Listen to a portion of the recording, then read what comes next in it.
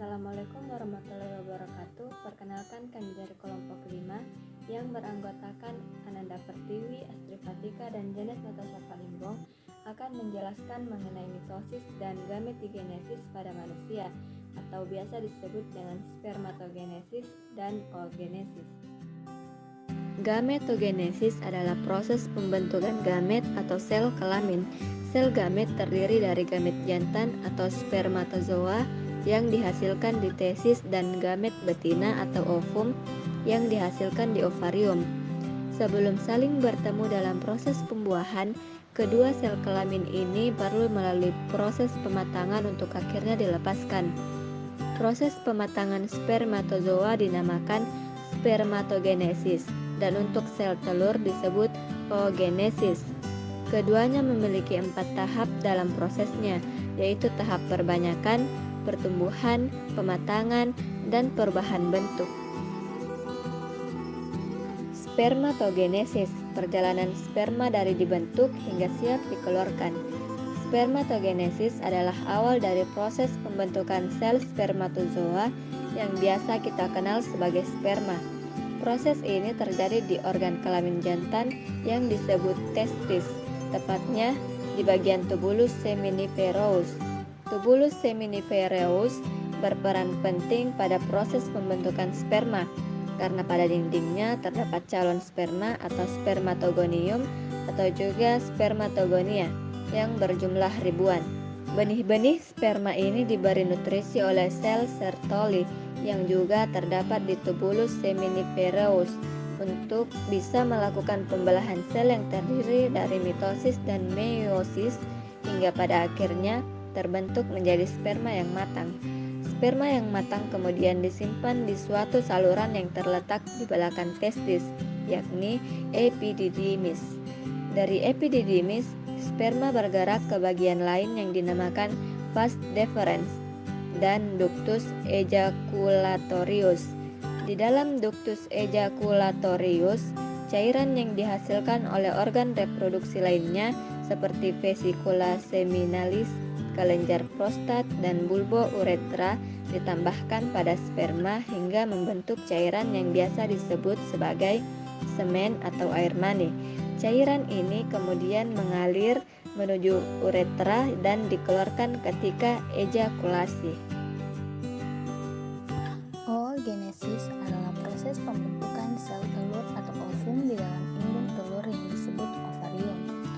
Oogenesis dimulai dengan pembentukan benih sel-sel telur yang disebut oogonia.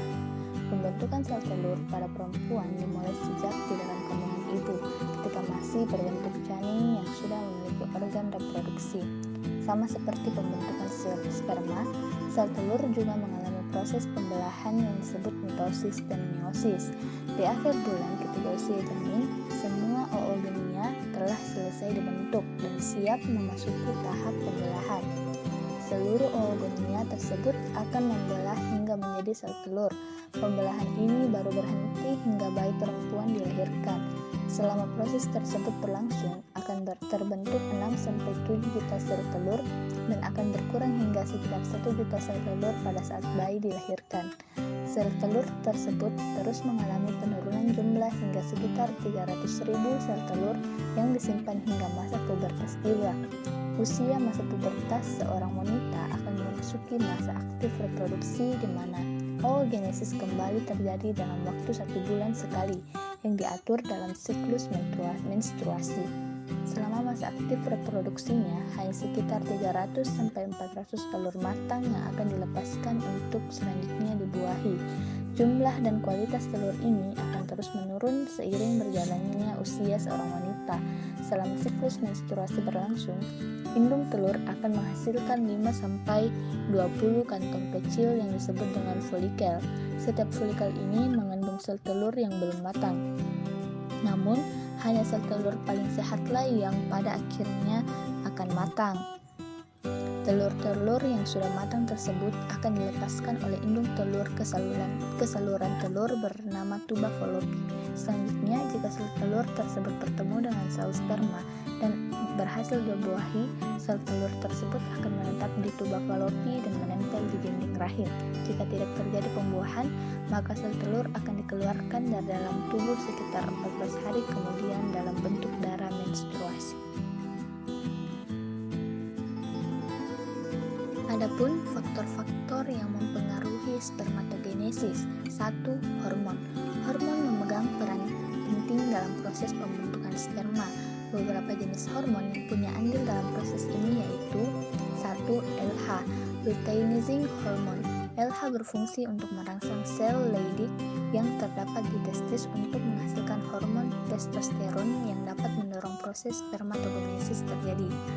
FSH, follicle stimulating hormone. FSH merupakan hormon yang dapat merangsang sel Sertoli untuk menghasilkan ABP, androgen binding protein, yang berfungsi untuk melindungi, menunjang, dan memberi makan benih sperma hingga menjadi sperma yang matang. Testosteron. Hormon testosteron dihasilkan oleh testis yang berfungsi merangsang perkembangan organ seks untuk melakukan spermatogenesis. Yang kedua yaitu suhu testis. Peningkatan suhu di dalam testis akibat demam berkepanjangan atau terlalu lama melakukan kegiatan dengan kondisi panas yang berlebihan bisa menyebabkan berkurangnya pergerakan dan jumlah sperma, serta meningkatkan jumlah sperma yang abnormal di dalam semen. 3. Penyakit serius pada testis atau terjadinya penyumbatan pada vas deferens bisa mengakibatkan azoospermia yang merupakan gangguan di mana sperma tidak terbentuk sama sekali. Selain itu, jika terjadi pelebaran vena di dalam skrotum atau kantong testis yang dinamakan varikokel dapat menyebabkan terhalangnya aliran darah pada testis sehingga mengurangi laju pembentukan sperma. 4. Obat-obatan. Penggunaan obat-obatan seperti simetidin, spironolakton, dan nitrofurantoin atau pemakaian ganja dapat mempengaruhi jumlah sperma yang dihasilkan. Faktor-faktor yang mempengaruhi oogenesis. Proses pembentukan oogenesis dipengaruhi oleh kerja beberapa hormon seperti FSH dan LH. Pada saat terjadi siklus menstruasi, bagian otak yang disebut hipotalamus menghasilkan hormon GnRH yang menstimulasi kelenjar penghasil hormon atau pituitari untuk mengeluarkan hormon FSH dan LH. Kejadian ini menyebabkan serangkaian proses di ovarium sehingga terjadi sekresi hormon estrogen dan progesteron yang akhirnya merangsang ovulasi terjadi. Jika terjadi ketidakseimbangan pada hormon-hormon tersebut, ovulasi pun ikut terganggu. Perbedaan spermatogenesis dan oogenesis yaitu 1. Jenis pembentukan sel, 2. Lokasi terjadinya, 3. Waktu terjadinya, 4. Fase pertumbuhannya, 5. Siklus terjadinya. Sekian dari kelompok kami. Wassalamualaikum warahmatullahi wabarakatuh.